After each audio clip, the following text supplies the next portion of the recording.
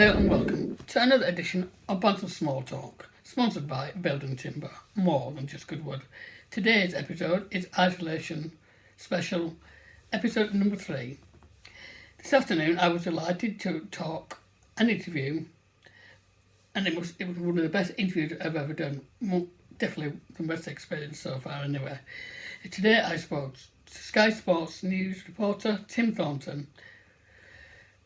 So thank you for your time, Tim, and not only for your time today, but in arranging this interview, which should have originally been in person, but due to the current circumstances, we've had to do it online, which has been fantastic anyway. So once again, Tim, thank you for your time, and not only that, for contacting me via text last week to get this arranged. So thanks a lot, and enjoy the show. Here we are with another edition of Bantam Small Talk. I'm delighted to be joined by the one and only Tim Thornton. How are you doing, buddy? You doing all right, Tim? Hi, Nick, you okay?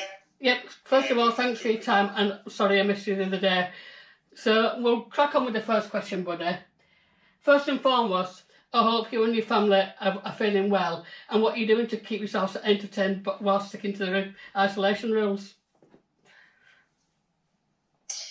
Well, for me, I'm still working from home, Nick, so we're doing a lot of video calls, still speaking to a lot of club and players and managers, so it's still quite busy from a work perspective, and from a personal point of view, obviously the kids are at home, and my wife's working from home, and we're just trying to keep busy and keep active and keep isolated and do the right things and take the government advice on board. Yeah. I'm going on to second question. Obviously, you're a professional presenter, reporter on Sky Sports. Was it always your dream job, and how did you get the vacancy? Well, obviously, I love sport, love football in particular, so I played quite a lot of football, would love to have been a footballer. But yeah, I went to university, did a degree in journalism, and then started doing radio and bits and pieces, and then had a year living in Australia where I played football, lived in Sydney for a year, played football out there, worked for Fox Sports, which is the Australian version of Sky Sports for a year as well, and then came back and carried on doing radio work, started to work for Sky, and then transferred from radio across to TV, and I've been a job for probably around the last 6 years now. Yeah, and obviously you must have met lots of sporting legends and sporting superstars. Who have you perhaps been most privileged to meet or perhaps interview? Whether that's a footballer or cricket or whatever. It's obviously you, Nick. You'd be high up on the list, but it's part of the job that you obviously you're speaking to a lot of Premier League managers on a daily and a weekly basis. And a lot of different sportsmen from different areas as well. So people like Anthony Joshua, getting a handshake from him is quite an experience because his hand is so big.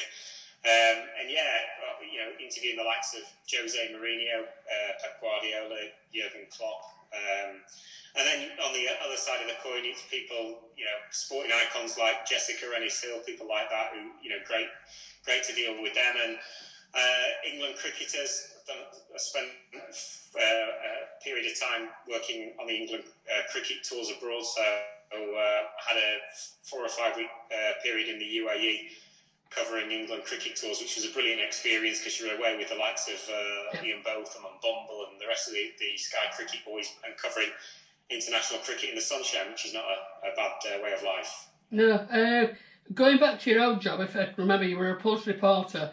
What do you remember of it, and how does it compare to your job that you're doing now? So I always remember your name as well. So. Yeah, obviously I enjoyed doing the commentary on the Pulse, and I was quite fortunate towards the back end that Bradford had a lot of success during that period, especially the Capital One Cup final year, which for me was just phenomenal. So many great memories from that season.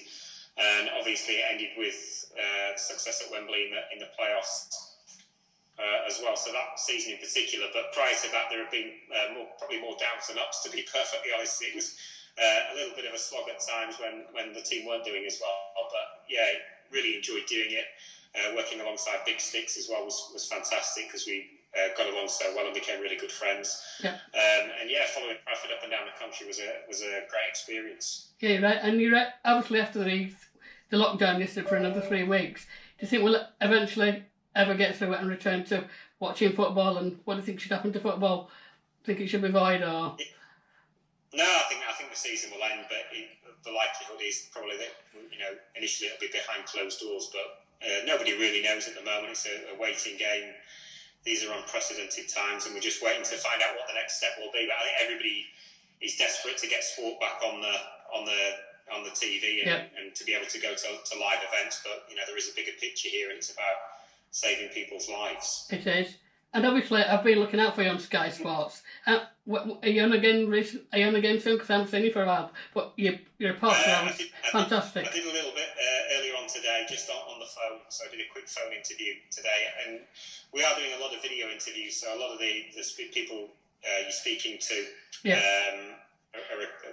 the interviews are appearing on Sky Sports, not necessarily with my face, but answers to my questions. So yeah, we're doing a lot of interviews. I'm actually speaking to the former Bradford striker Billy Clark on Monday, so it's going to be one of the next interviews that I do. Yep. Obviously, as a professional, I'd absolutely, if I could turn back my life, I'd love to be able to follow in your footsteps. Could you give me any tips on perhaps how to improve my show when I'm interviewing future people from an expert like yourself? Well, I think it's just about doing your prep, and you obviously do that, Nick. So and just trying to enjoy what you do and take all the experiences on board and learn from them. And from my point of view, I love the job that I do. I love going to work every day, and I'm lucky to do what I do. But obviously, with that comes a lot of hard work, and you've got to behave in the right way and do the right things and work hard.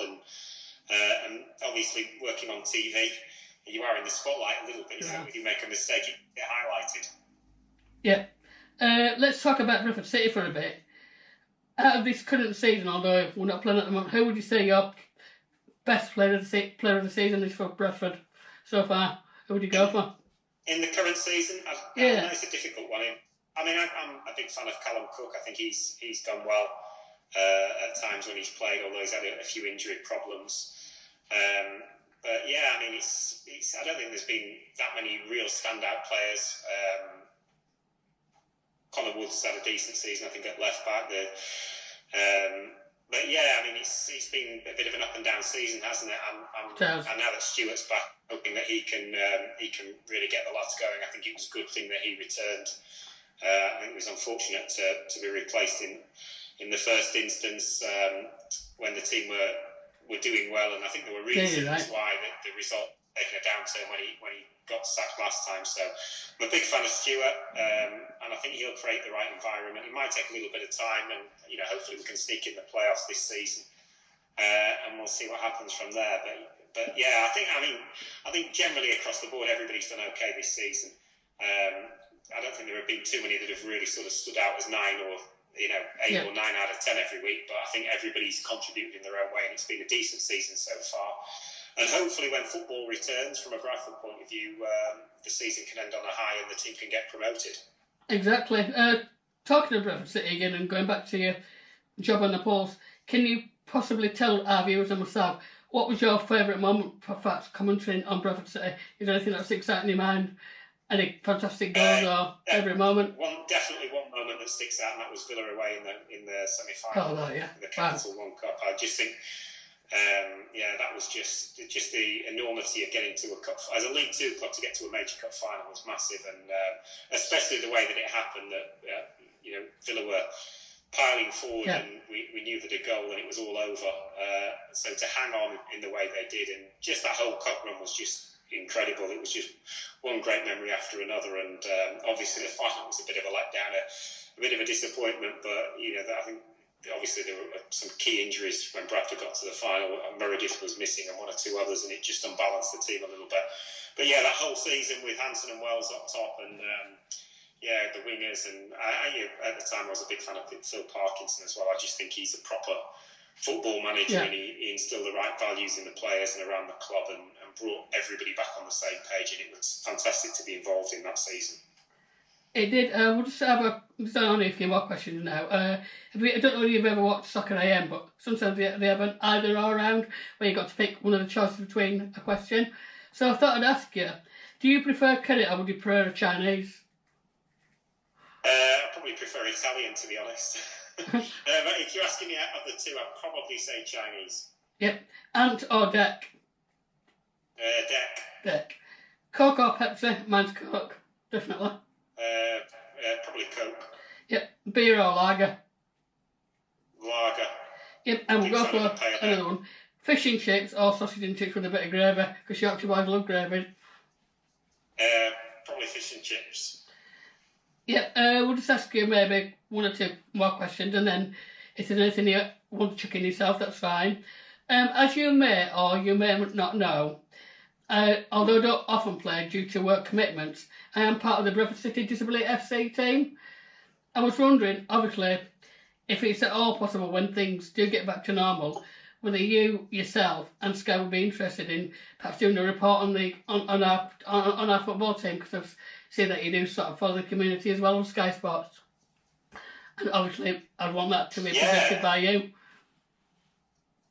Yeah, it'd be nice to come along and see you in action, and I'm sure we could do something in the future. If you can get your shooting boots on, Nick, we'll see you score some goals and get you on the TV. Yeah, hopefully. So, thanks for your time, Tim, today. And is there anything else that you'd like to promote? Any charities that you'd like people to donate, or any last words for people to stay safe and stop ignoring the rules of staying in, which some people are? No, I think everybody's just going to be patient. We've got to get through the next few weeks, hopefully only weeks and not months, and hopefully sport will return and we can get back to normal, and we can all get back to supporting our teams and enjoying what everybody enjoys to do, going out and about and enjoying all the sport and stuff. So hopefully this is going to pass and things will return to normal before too long. Hello, I'm Tim Thornton and I'm speaking to Bantams, Small Talk and Nick Kitchen.